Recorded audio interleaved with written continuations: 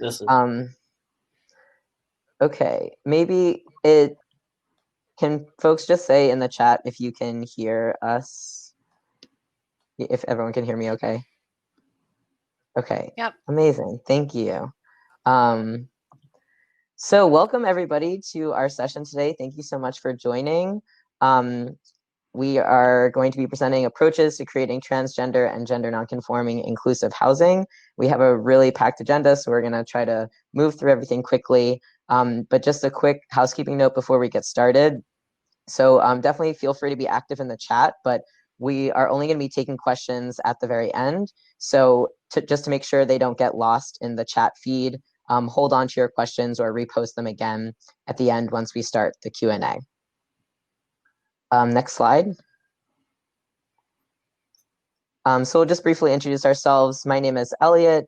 I use they, them pronouns. I identify as transgender, assigned female at birth, and I also identify as queer and non-binary. I was born in occupied Muncie, Lenape, and Canarsie land, also known as Brooklyn, in Bay Ridge. And my great-grandparents came to Turtle Island, or what we call the United States, as immigrants and colonizers from Europe. I'm an urban planner, and I've worked in housing policy and research and housing development for about the last 4 years in New York City. And I currently work as a project manager at a supportive housing nonprofit called West End Residences in Upper Manhattan. I'm also a proud democratic socialist, an organizer, an herbalist, and a gardener. And I'm a Gemini sun, if anyone's interested. I'll turn it over to Derek and Sydney to introduce themselves.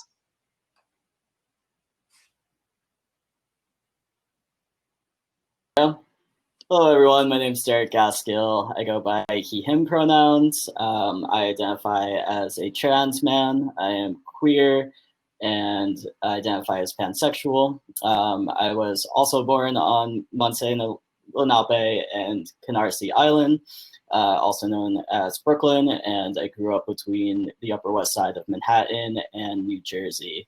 I'm an urban planner. I graduated from Hunter with an MS in urban policy. And I currently work at Ascendant Neighborhood Development, doing housing development, affordable housing development, and community planning. And we're located in East Harlem and Upper Manhattan. And I currently work as a project manager. Sydney?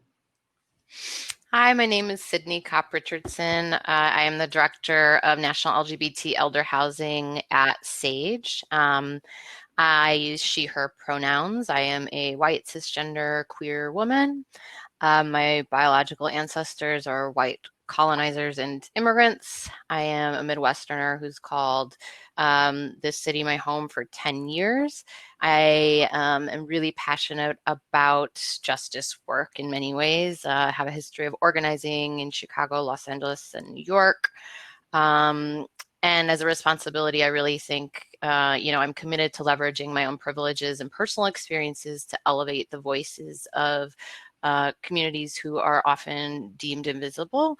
I also know that systems continue to fail BIPOC communities, trans communities, and I really work to center this in my activism and in my career, while also working to not co-opt folks' work and leadership that really needs to be heard and leveraged. Thank you, everyone. So yeah, just before we start, we just want to acknowledge that we as panelists are not representative of the entire TGNC, which stands for Trans and Gender Nonconforming Community. We cannot and do not speak for all TGNC people, nor all TGNC experiences. And we believe that our work must always be intersectional. So we recognize that we as panelists benefit greatly from white privilege, at the same time as we experience marginalization due to our gender and sexual identities. And we recognize that Black and Brown TGNC people, particularly trans women and femmes, face disproportionate levels of violence and discrimination, and therefore any approaches to ending trans homelessness must also address systemic racism. We also acknowledge the genocide of Indigenous people that has occurred in the Americas, and acknowledge that any housing development that happens is being done on stolen land. And finally, just a quick note that we're going to be using TGNC as an umbrella term and also using it interchangeably with trans, transgender, gender nonconforming, and non-binary. and we recognize that there are many identities that exist under the trans umbrella. Next slide, please.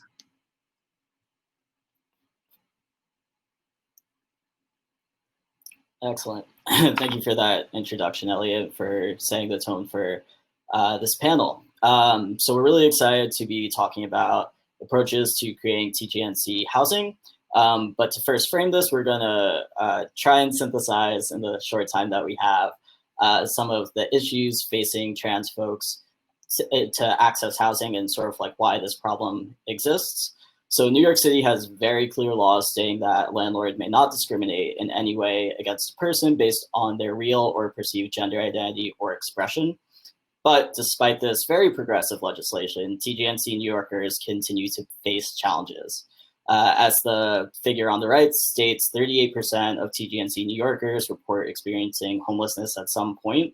But it's important to note that 38% is a rough estimate at best, mostly because local and federal agencies, including the census, do not ask about people's gender identity. And even if they did, compounding stigma and discrimination may skew people's answers. So any data on trans folks can kind of be rough estimates at best. But the figure, despite its being a rough estimate, points to a continued rate of high homelessness amongst TGNC New Yorkers. So while it's important that we have these laws in place as they act as a consensus that this type of discrimination should not be tolerated, they fail in that they only give recourse to explicit forms of discrimination, which require a burden of proof and are ineffective in creating a holistic way to approach TGNC homelessness in New York. Next slide, please.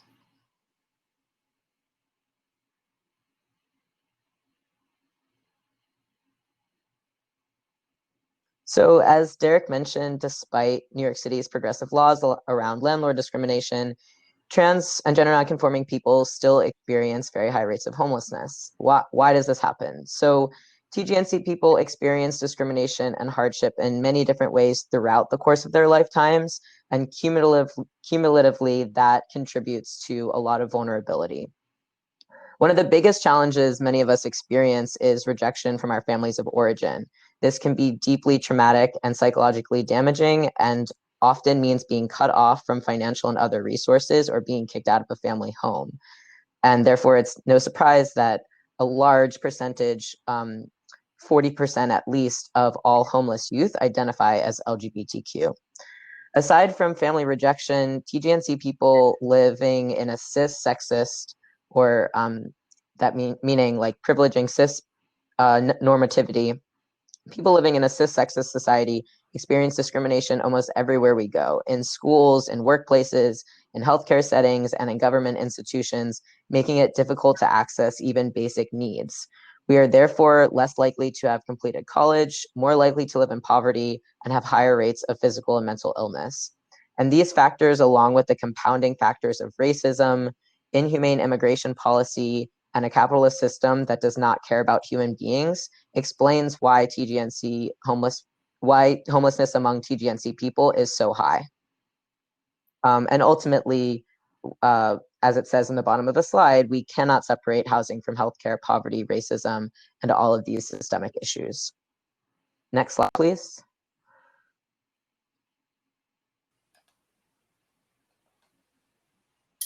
So particular to housing and urban planning, it's important to remember urban planning practices have always privileged those with power. So as the quote on the left demonstrates by Michael Frisch, he called urban planning a heterosexist project. The same theory can be applied to call urban planning a cis-sexist project. Because the system itself is based on the assumption that everyone is cisgender, TGNC people are erased, which creates barriers to participation. So some of the most opaque barriers that exist manifest in intake forms and application forms, which are required at all levels of housing. So things like asking for gender and sex and only providing the option of male and female, assuming that someone's gender identity or expression matches their government identifications, assuming that someone's name matches their government identification, and using gender-specific honorifics such as Mr. and Mrs. Navigating gender forms can cause marked distress for TGNC people who might feel unacknowledged or misrepresented by these forms. Another barrier exists both in private, public, and subsidized housing in asking for sources of income. So by asking for sources of income and proof of those sources, it ignores the lived experience of many TGNC people who, due to compounding marginalization and discrimination, are often barred from jobs with traceable incomes, and as a result, work in informal or underground economies, which can further impact accessing housing. This particularly impacts people whose sources of income are criminalized. For example, the New York real property law, multiple dwelling law, and New York public health law all contain civil laws that explicitly prevent sex work in both private and public housing. In combination, these statutes systemically exclude sex workers from all types of housing by leaving them vulnerable to eviction.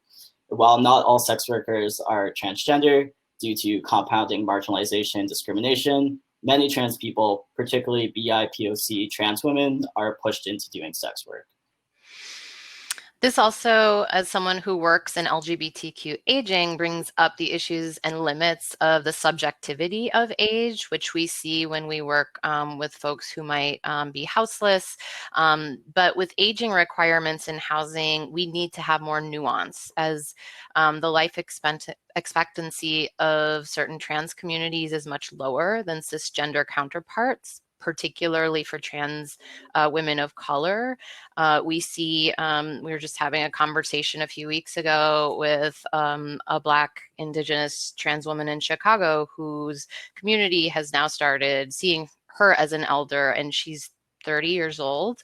And so this really brings up the ways that aging is subjective. And when we have certain requirements around age and housing, both for youth and elders, we need to have a more nuanced analysis of what aging looks like because of oppression. It also brings up the ways that we kind of clinicalize or pathologize people in social services or in medical settings, which we always see happen with TGNC and non-binary folks.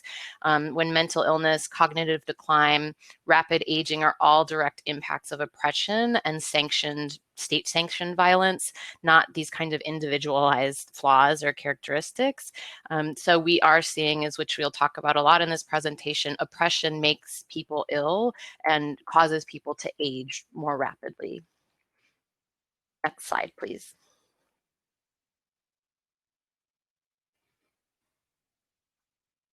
So in addition to the barriers that Derek and Sydney talked about, even when it comes to public programs that are meant to help people experiencing homelessness, for example, like Section 8 or supportive housing, trans people in New York City and in other places face barriers. So in order to qualify for these forms of subsidized housing, you have to go through a rigid bureaucratic referral system. Under this system, in order to qualify or to be given priority, you have to be homeless as defined by staying at a homeless shelter. But shelters are usually not safe for trans people. Like the housing system at large, the shelter system is designed based on cis normativity. Shelters are often segregated by binary genders, so men's shelters and women's shelters, and they usually have congregate sleeping spaces and bathrooms, meaning all together, and that's usually not safe or comfortable for trans people. And even if it's not legal, there still is implicit discrimination that exists among staff and residents at shelters, which can also make it uncomfortable, unsafe, or unwelcome for trans people. Next slide. Okay, I'm going to try to synthesize some federal rollbacks in amidst the current weeks of what has happened in the world, this nation. So the Fair Housing Act in 1968, the Fair Housing Act was an attempt to end discrimination in housing based on race, national origin, and certain other characteristics, with an emphasis on ending racial segregation, which the government itself had done to create and sustain. And it was an attempt to undo the damaging impact of this. So Congress gave HUD the job of carrying out this promise. And the important part of this protection is known as affirmatively furthering fair housing. AFFH. So this year, HUD announced that it will effectively eliminate the AFFH regulation, announcing a new regulation called Preserving Housing and Neighborhood Choice, entrenching housing discrimination and segregation, and removing critical protections. And it's been described as the Trump administration as protecting choice in the suburbs. We have the Religious Freedom Restoration Act. This executive order allows discrimination in taxpayer-funded housing services, and most notably, it is intended to remove the requirement that service providers offer clients written notice of their religious freedom rights, expand problematic existing religious exemptions, and eliminate a safeguard that currently ensures people who have services through indirect aid, such as a housing voucher, have at least one secular option available to them. And it also allows discrimination in employment settings. We have the disparate impact rule of the Fair Housing Act. So for more than 45 years, disparate impact has been a crucial legal tool to fight discrimination and ensure equal housing opportunity. This protection means that companies and individuals under the Fair Housing Act must choose policies that apply fairly to all people. So HUD has adopted a rule that would allow financial institutions, insurance companies, and housing providers to engage in covert discriminatory practices by dramatically weakening disparate impacts liability. If this stands, a landlord could evict a survivor of violence based on common leases that hold all tenants, even victims of violence, responsible for violence occurring in their homes. A bank could charge excessive fees or rates for certain groups. We know predominantly people of color seeking home mortgage loans. Or an apartment building could provide occupancy restrictions, forcing families with children to rent more expensive apartments. These are just some examples. And then we have the equal access rules. So the 2012 equal access rule was created and built upon to ensure that HUD's housing programs would be open to all eligible people, regardless of sexual orientation, gender identity, or marital status. And this is specifically crucial for improving the treatment of trans people and securing shelter. The July 2020 proposal to the Equal Access Rule revises the definition of gender identity to mean a subjective, actual, or perceived gender-related physical characteristic, allowing shelter providers to place and accommodate people on the basis of its own policy for determining someone's sex or gender, which absolutely erases trans folks' identities, self-determination, and safety by simply relying on perceived and damaging perceptions of physical characteristics and gender. Shelters, as we're talking about, are often a person's best access point to programs that provide safe individual housing and a critical need, particularly during this global pandemic, but always.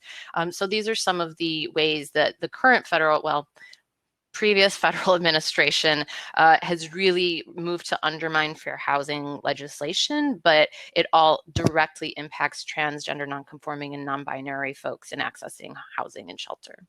Next slide, please.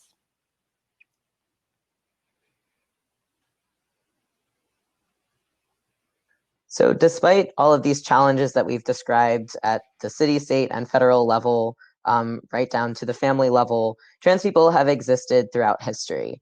How have we survived? Through chosen family and mutual aid. For example, ball culture has been a social safety net for homeless queer and trans youth for decades, a space where they can find shelter, food, community, and mentors in the form of mothers and chosen family. And trans people have always used mutual aid to house and care for other trans people. One of the most well-known examples from New York City is the work of Marsha P. Johnson and Sylvia Rivera, who are shown in the upper middle picture. They founded STAR, Street Transvestite Action Revolutionaries, and they created Star House, which was a refuge for homeless TGNC youth that operated from 1970 to 1971. It was first in an abandoned trailer in Greenwich Village in a parking lot, and then they eventually moved into an East Village tenement at 213 East 2nd Street. But unfortunately, they were only able to stay there for 8 months. They were evicted for not being able to pay rent. Another more recent example is Transy House, which is shown in the upper right corner. It was a trans collective that operated from 1995 to 2008 in Brooklyn by two white trans women, Rusty and Chelsea. The bottom right picture is a picture of the folks at Transy House. It was actually the last residence of Sylvia Rivera, who's shown the second from the left in that photo. Because Rusty and Chelsea owned the house, unlike at Star House, there was not the same threat of eviction. But unfortunately, they had to close it in 2008 because of feeling burnt out and not having the resources to provide adequate care for so many young trans folks grappling with trauma and poverty, which shows, of course, that housing is not enough. We need jobs, social services, health services, and other resources. And also, of course, trans people exist around the world, and we see similar strategies globally of chosen family and mutual aid. The bottom left and bottom center pictures are of Casa Nim, which was founded by a trans woman and proud sex worker, Indianara Siqueira, in Rio, Brazil. The original Casa Nim was a squat. They were forcibly removed multiple times and had frequent confrontations with police for many years before finding a more permanent location in a neighborhood outside of the city center. These are just some of many examples of the ways that trans people have found ways to survive and to find housing. Because our identities as trans people are marginalized, criminalized, and deemed illegal or illegitimate, we've always had to struggle for housing and resources outside of the dominant systems, relying on strategies like squatting, sex work, mutual aid, and other informal economies. But it's also because of these strategies that we have survived. Next slide, please.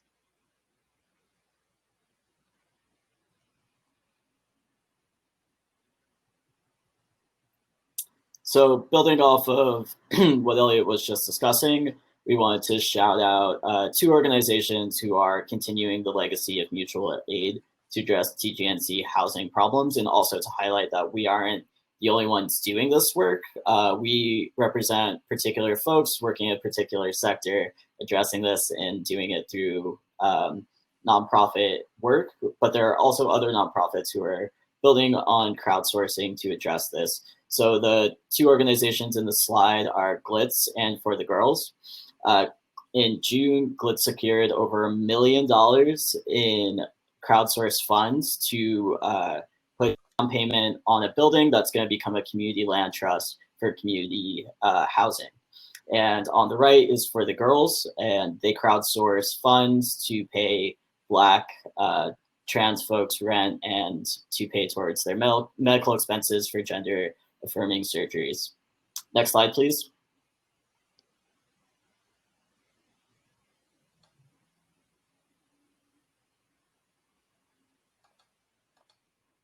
So what we've tried to demonstrate so far is that there are a lot of different approaches to addressing the issue of trans homelessness.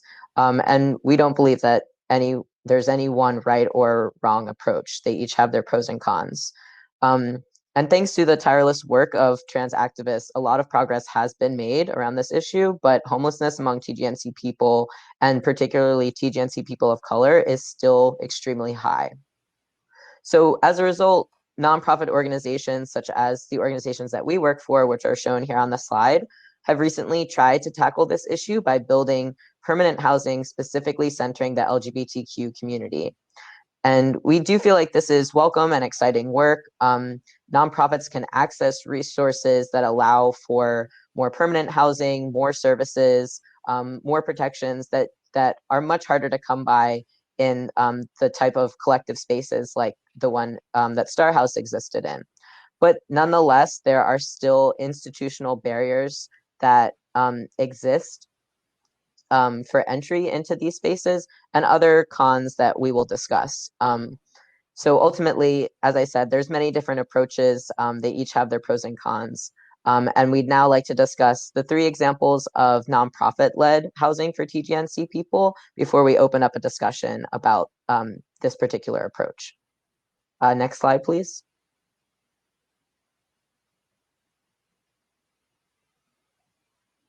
So I work for West End Residences. We're a supportive housing agency in Upper Manhattan.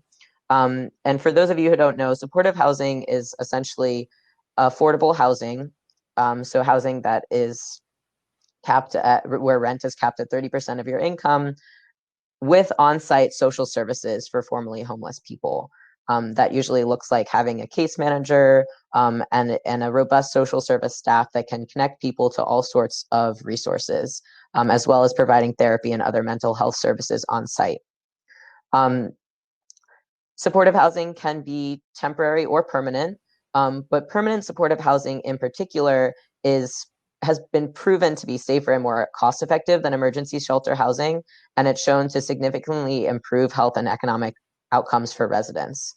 So ultimately, it is a great option for people coming out of the shelter system. Next slide, please. So in 2008, West End Residences, the organization I work for, opened True Colors Residences, which was the first permanent supportive housing for LGBTQ young adults. As I mentioned previously, about 40% of all homeless young adults identify as LGBTQ, so there's a significant need for housing and services for this population. And so this building is 30 apartments and studio apartments. Actually, you can show the next slide.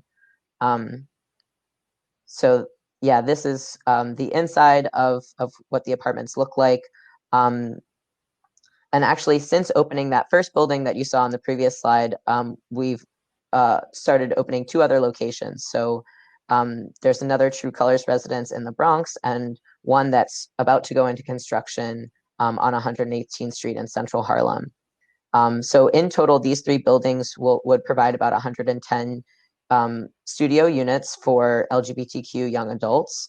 And as I said before, this is supportive housing. So it's not just an apartment, it's also on-site social services. The majority of our staff do identify as LGBTQ themselves. And so they are the ones providing mental health services, therapy, other services that support residents' health and well-being.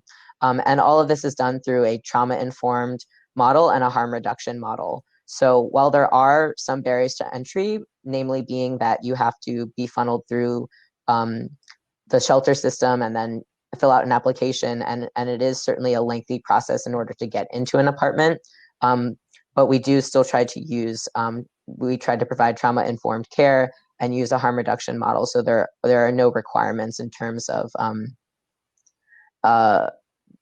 requiring people to not be off of drugs or anything like that. We use harm reduction, so meeting people where they're at or with whatever issues they have and providing them the resources that they need. Next slide.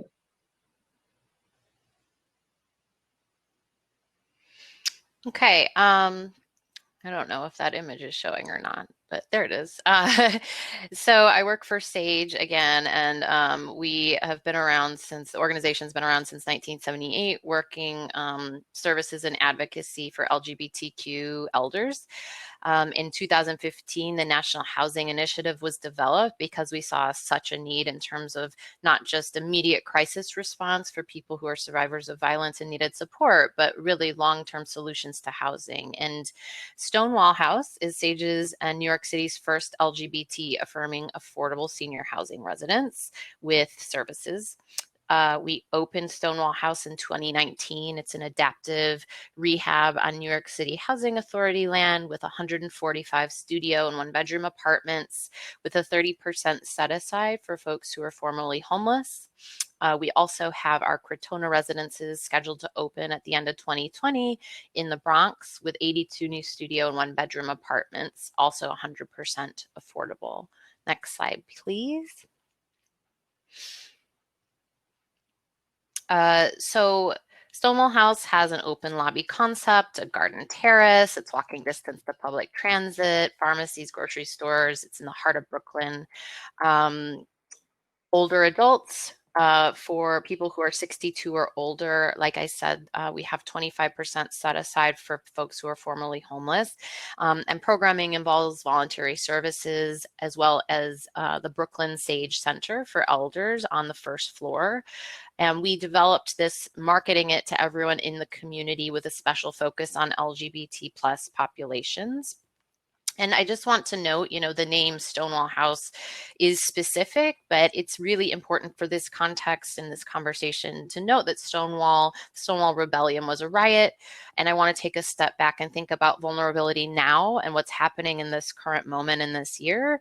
It was a riot led by predominantly trans people, LGBTQ people of color, folks struggling with housing, poverty, and specifically police violence. So these were folks who were deeply vulnerable, who formed their own communities of choice when housing was not letting people live where they needed to live, and folks who were rampantly over-policed and violated by systems, and even in spaces framed as spaces of support, like medical systems, therapy systems, et cetera. So when we look at the disproportionate level of police force against Black communities, I think it's really critical that we think about the histories that have led to more freedoms for LGBTQ people today and connect our fights for liberation to these historical legacies. A lot of the elders that we work with at Sage are from the Stonewall generation, are still some of the most vulnerable communities. We are not just working with middle to upper class white cisgender men. We work with a lot of folks who are still deeply vulnerable and often deeply invisibilized, particularly for trans folks, where data is still not adequately collected. And so what I always say is the lack of data is the data, right? That invisible population is actually a living, thriving population of people that we need to be taking better care of. Next slide, please.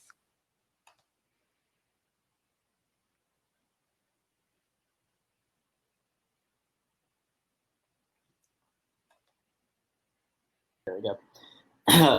Hey everyone, so I work for Ascendant Neighborhood Development. We are a 32-year-old community development corporation nonprofit located in northern Manhattan. We focus on affordable housing development, preservation, and community planning. We're currently in pre-development of the Carmen Villegas apartment, and it's named after a late board member of Ascendant, and it's going to encompass the renovation of Casita Park Apartments, which is Ascendant's largest HUD 202 senior building, and the new construction of a mixed-use senior affordable building. So the Casita Park Apartments were built in 2003, and it's built on an L shape with an attached parking lot and garden. And when DCP passed the rezoning of East Harlem in 2016, it lifted the parking requirements for projects like Casita Park, and thus freed up the parking lot and garden space to be developed for housing. So the new construction building, which is on the right there, is being designed by Think Architects and will encompass the creation of 197 units of affordable housing and a large commercial space as well. The new building's meant to serve low-income residents, so it's being built using HPD, SARA, and ELA funding, which stipulates that residents must be 62 years or older and have incomes at or below 60% AMI. There's also a 30% set-aside requirement for elders who have experienced homelessness.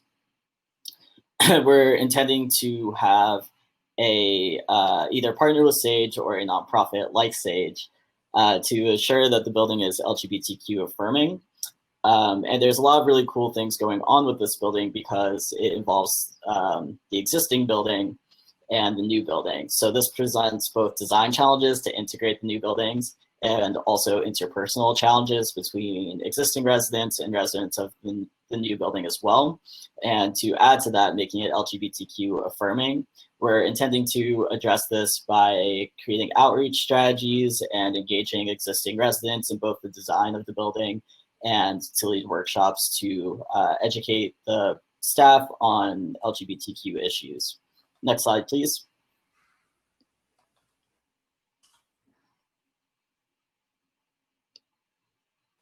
Excellent. And this building is our Share NYC building. It's also located in East Harlem on 106th Street between 2nd Avenue and 3rd Avenue. In October of 2019, the New York City HPD announced the designation of Ascendant in partnership with Think Architects and the Alley Forney Center as one of 3 shared housing proposals through the department's Share NYC RFEI, which is supposed to explore shared housing concepts. And we're partnering with the Ali Forney Center, who are the largest providers of LGBTQ homeless youth services. It's going to provide 36 units of housing. And if you could go to the next slide, please. The 36 units of housing are going to exist in a 10-story building that includes 4 duplex units with 8 bedrooms per unit and 1 triplex unit with 4 bedrooms. So if you can see the diagram on the right-hand side, it kind of shows how that's going to be divided.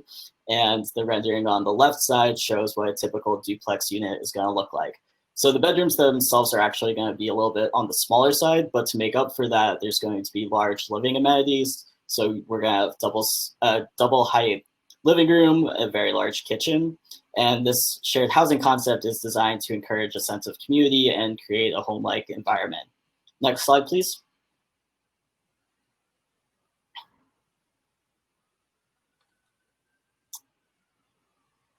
There we go. So this slide shows the proximity of the Carmen Villegas apartment, our senior apartment building, to our Share NYC youth building. It's a quick walk or a 6-minute bike ride between the two. And due to their common ownership and that both developments will be LGBTQ affirming, it presents a really unique opportunity to link the buildings programmatically to foster intergenerational connections. And we're also exploring using the commercial space to build workforce training. Next slide, please.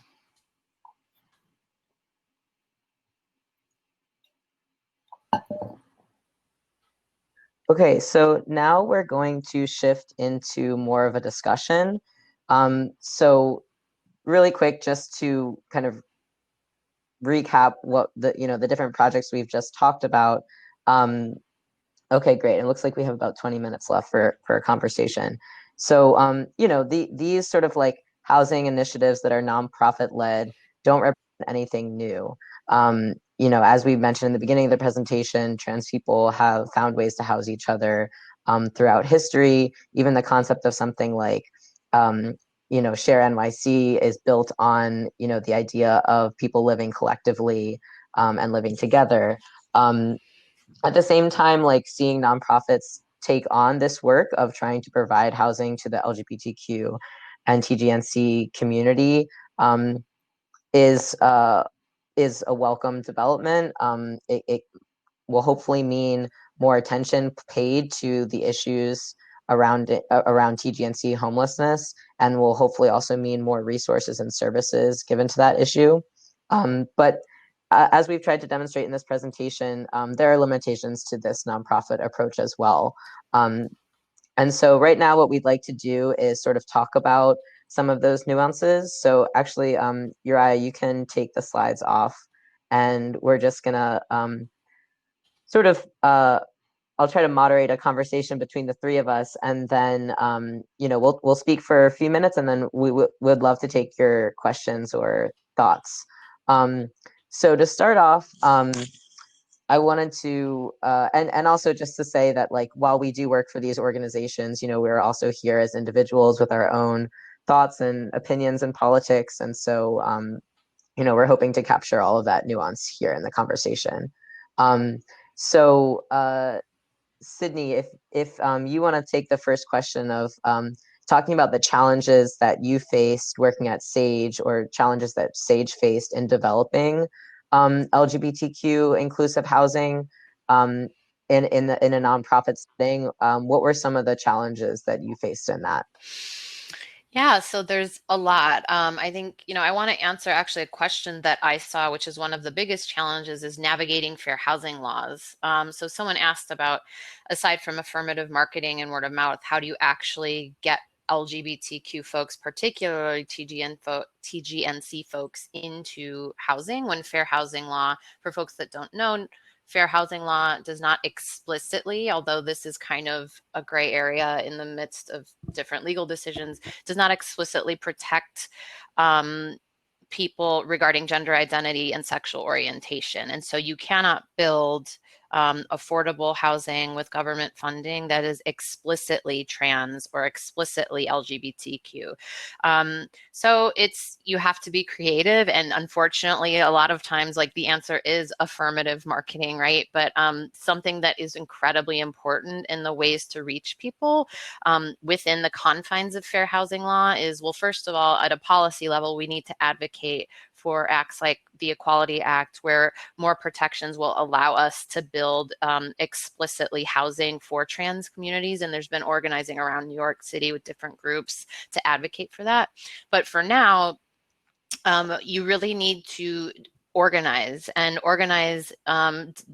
depending on your geographic location, right? So with Stonewall House in Crotona, depending on if it's a lottery system and how, if it's first come, first serve or rolling, you really need to get the word out. And for the quote general population units, it really means talking to people in the community and getting those folks aware that this is a building that is affirming, right? And getting people to apply that are eligible. It means talking to people that work in the shelter system, because the shelter system is inherently transphobic, as we all know, and increasingly so.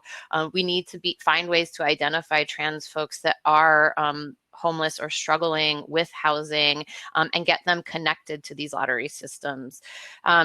Affirmative marketing, even though that's kind of a buzzword, is incredibly important. And so from the beginning of an ideation through the lease up of a housing residence, visual indicators, having art that is representative of the community that you want to house in the space, kind of simple symbolic indicators like rainbow flags, trans flags, because particularly with elders, we often see, some generational differences. Not all older folks want to, be out or talk about their sexual orientation or gender identity. But if they enter an office that has a trans flag, or there is welcoming documentation on an intake form, that might be the first time someone feels comfortable in a clinical setting. And it's also a way to name that this is an anti-oppressive space, and create guidelines around community agreements where folks that might be transphobic and homophobic are not going to choose to live there. However, it really takes a lot of intention and galvanizing of community and getting people in as the lottery system opens to flood the systems, right? Something that, we've also seen is homophobia and transphobia from community boards and elected officials. The perception amidst, particularly in New York City, that amidst gentrification, LGBTQ plus housing is just for white people, right? White people need to be doing a lot more work in terms of anti-racism, and LGBT people, queer people, need to be doing a lot of our own education around cisgenderism and transphobia that exists in queer spaces. What I have seen in my nearly 20 years of working in nonprofits is around housing and homelessness. A lot of trans folks I've worked with, do not feel comfortable in not just shelters, but even LGBTQ centers and spaces, and might feel more comfortable in their local place of worship, for example, or different areas where, they don't see it as a predominantly white space. And that's a lot of unlearning and a lot of work that we need to do. I also think that the legacy of nonprofit charity foundation work is based in colonial power differential and a codependence framework. And so that's also the nonprofit industrial complex. But funders, often require hard data. And if data isn't collected, which I mentioned earlier, we are reinforcing erasure and systemic trauma.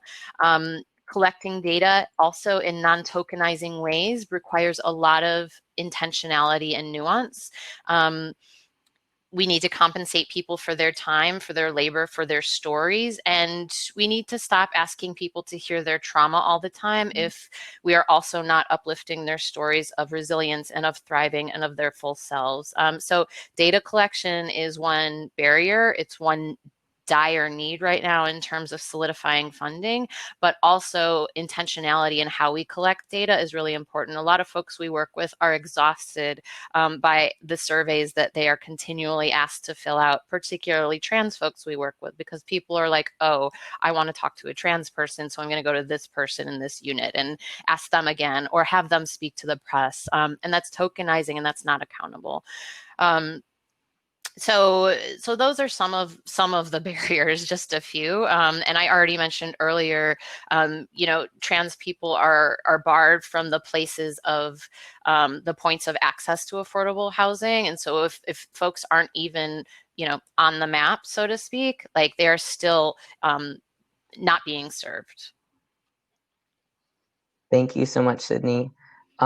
Derek, do you want to kind of pick up where Sydney left off and talk more about some of the pros and cons of this more nonprofit institutional philanthropic approach to providing housing for TGNC people, maybe around like barriers to access, barriers to entry, and other issues that you've seen in your work? Yeah, absolutely. I think there's definitely pros and cons to both approaches. So from sort of our institutional lenses, as nonprofits that specifically do affordable housing, we have more resources, more knowledge base to pull from to access funds through HPD, through HUD, and all those different lenders. Which also, when we build housing using these programs, it provides long-term security for these units to stay long-term affordability. It's often run by boards who have oversight and things like that. So that also provides another layer of security as well. Sort of the con to this approach is what we've talked about earlier, where this is not a personal response to trans folks in need for housing today.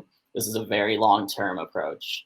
It's not rapid, it's not reactive, because it takes time to actually build these buildings. It takes time, bureaucracy to secure the funding to build these buildings.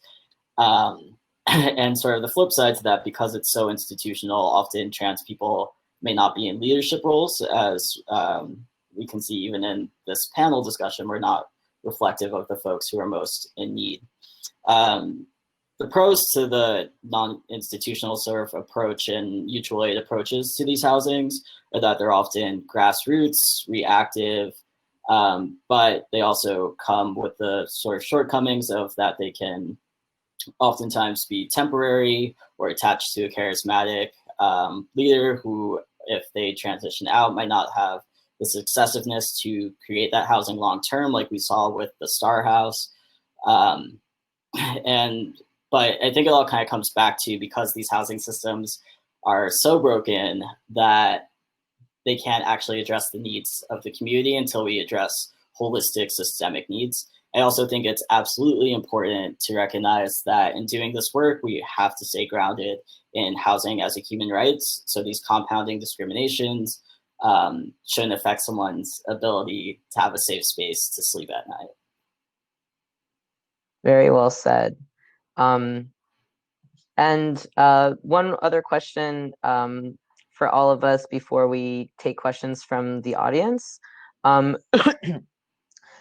Since we might have people watching who are service providers or housing developers themselves and might be interested in learning more about how they can be inclusive of the trans community, what are some things that you might suggest that in general service providers and housing developers can do to be more inclusive? Derek, if you want to start, and then Sydney jump in, and I might jump in as well. Sure.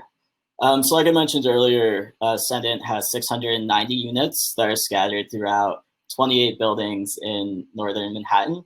But the majority of those units are located in our 3 HUD 202 senior buildings. So while thinking of the potential to develop a new building, we're also thinking about how do we refit and sort of rehab our buildings to be LGBTQ and TGNC affirming.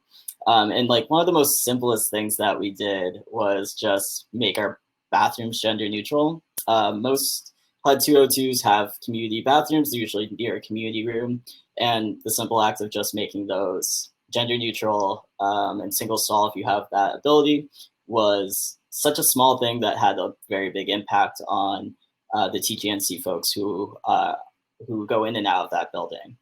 And also explaining to the residents like why that's happening and sort of seeing their adjustment to that as well.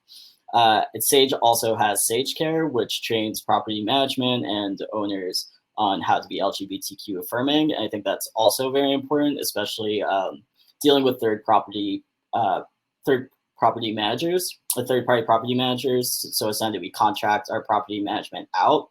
So while our company can have the best intentions to be LGBTQ affirming, if our staff who actually interacts with the residents is not on the same page as us, that can create a problem.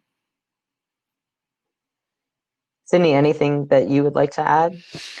Just real quick, because I want you to speak, Elliot, but I will say that I think it's really critical in the development side of things that you have people, everyone across the board in every piece of the development and implementation of a project be on the same page. If you are a service provider or an organizer or community group and you're working with a developer that is for profit and really just interested in the low-income housing tax credit, and then once that's expired, they're going to go market rate, that's going to be a huge problem.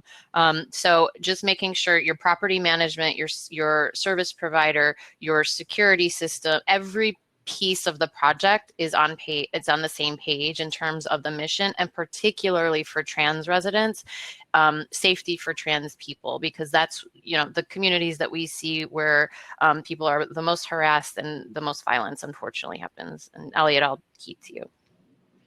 Sure. So yeah, all the things that Derek and Sydney said, I think, ultimately all staff, no matter if you're in supportive housing or affordable housing, or in any other type of setting, just respecting people's names and pronouns, not assuming that the name on their government identification is the name that they go by. As Derek mentioned, like making sure there are gender neutral bathrooms in public facilities. If you are a supportive housing provider and you're referring people to services, making sure that you know of trans inclusive health and medical services in the community that you can refer people to. If you have any sort of intake process, like removing questions that require selecting a binary gender, and in general, just not making assumptions, like always asking and being respectful of how people identify. But I do think that there's beyond, what sort of we can do in nonprofits. Like I think systemically, there's a lot to be done around the referral system, because as we mentioned, still like access to the type of nonprofit, affordable and supportive housing that is being built for LGBTQ people, it still requires often, a very long-term application process, or requires going through the shelter system and then filling out these applications. And this can take months. It doesn't immediately address the issue of homelessness. And also all along that referral process, there are a lot of barriers that make it harder for trans people to access housing. So I definitely think there's a lot of work to be done. I think it is exciting to see nonprofits trying to create LGBTQ inclusive housing, but certainly there's systemically a lot of homophobia and transphobia that has to be confronted. I certainly encounter that in my work with even, as Sydney mentioned, like working with elected officials. There is still a lot of homophobia and transphobia and resistance to seeing this issue as something that is important or something that needs attention. So still a lot of work to be done, but ultimately, as we've tried to demonstrate, the nonprofit-led affordable and supportive housing for trans people is one of many approaches. It's not perfect, and we are trying our best to make it better. So we have a little less than 10 minutes. So I'm going to look in the chat and just see. I'll take just the most recent question from Martha. So coming from the perspective of nonprofit work, what are the most important policy changes on an MIC government level that could help shape MIC's housing system to be more accessible and TGNC affirming? So maybe we've answered that a little bit in what I just said, but Sydney or Derek, any other thing things you can think of in terms of policy changes? I think the questions around fair housing is interesting. While we can absolutely demonstrate that there's a need for trans people to be protected, it also creates a barrier or a burden of proof to define yourself as TGNC, which creates all sorts of weird gatekeeping around who is TGNC, how do you prove that, etc. So I don't really have an answer to that, but I do think that these pushes for making TGNC people a protected class are sort of a double-edged sword. Definitely. Fair housing is obviously a wonderful thing, and it makes it hard to navigate when you're trying to serve specific communities. So another question from Travis was, for the developments described earlier in the presentation, have there been any design decisions you've made that are unique to TGNC resident needs? I can say for our building, as a supportive housing building, we do a lot of art therapy with the residents, and other sort of art classes, and we feature residents' artwork in the hallways. We also put up a lot of rainbow flags and trans flags and LGBTQ centered artwork. And aside from that, definitely making sure that all the bathrooms are single stall, gender neutral. But yeah, I think the things that trans people need are things that all people need. So in terms of design, we have a beautiful terrace, outdoor space. There's a community room and a kitchen where people can gather and cook together, at least before COVID. These are things that all people would benefit from, not exclusively trans people, of course, but we do definitely, in like what we put up on the walls, and programming, obviously, like we definitely try to center the needs of TGNC people. We offer a support group, because the building is for LGBTQ people overall, but we have a support group specifically for TGNC people, and a number of our staff identify as TGNC, and I think that's really critically important in making sure that residents feel comfortable. Sydney and Derek, any things on design that come to mind? I would just say, again, for everyone, and not all trans people are traumatized, but trauma is something that is collected to people who are survivors of systemic violence. And so trauma-informed design, I think, is becoming more and more recognized as a necessity. And you see that also in terms of like institutionalization, and so making spaces deinstitutionalized and beautiful, and also reflective of safety in many ways. So I would say generally trauma-informed is a kind of a general term, but trauma-informed design is something a lot more I think architects and designers are really thinking about in terms of people's individual and collective experiences. Absolutely. And I would also add to that, including the population who you're going to be serving in the initial design of the building. We have a really unique opportunity in that these are two new developments. We have great connections with the community in East Harlem, and we also have the opportunity to engage the residents of Alley Forney in the design process, so that we're building a building specifically for their needs, even though they might not actually get to live in that building. But I also think it's important to sort of keep in mind not to tokenize and ask for free labor from these folks, but that's a two-way mutually beneficial way of doing this. So we intend to create ways that both gets design feedback from these young adults and also gives them skills that we have to offer and pass on. Just real quick, in our last 2 minutes, there was a question from Jen about our clients' transportation needs. Do clients get free or subsidized Metro cards or free bikes? I think it depends. Depends on the type of housing. I know in supportive housing, we do, because we get funding for social services, that includes supporting residents with free Metro cards. Also, if they need to take like a ride share service, there's money for that. So that is something that we provide, but I think that might be unique to supportive housing. I'm not sure if affordable housing has that same kind of opportunity. It depends on funding streams, really. Like the Department for the Aging has specific funding that has for transportation, Accessoride for certain ability. So it really depends. It exists and we need more. Yeah. Just in the last minute, I don't see any other questions in the chat, but if there are, feel free to write them. I'm gonna put my email in the chat, so if you want to reach out to me, it's my Gmail, not my work email. So reach out to me about any kind of questions you might have. And Sydney or Derek, any final thoughts before we close?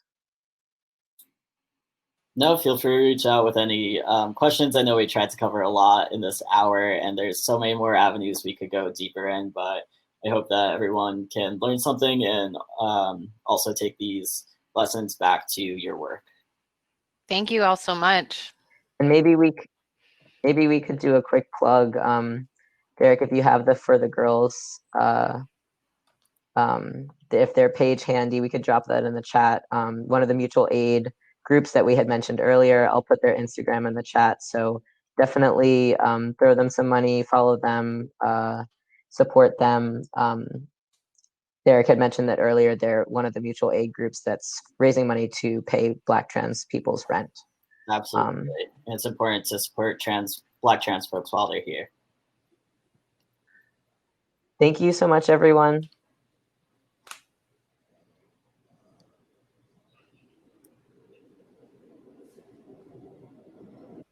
Oh, and happy birthday, Jesse. I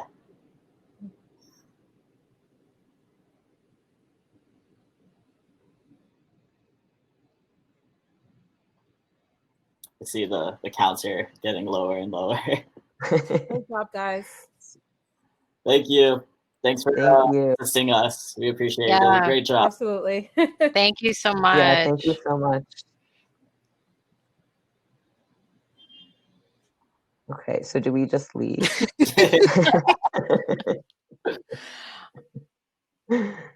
I guess. Yeah. You guys want to hop on our call real quick? Sure. Yeah, sure. I'll call you all. Okay. Okay. Bye. Bye.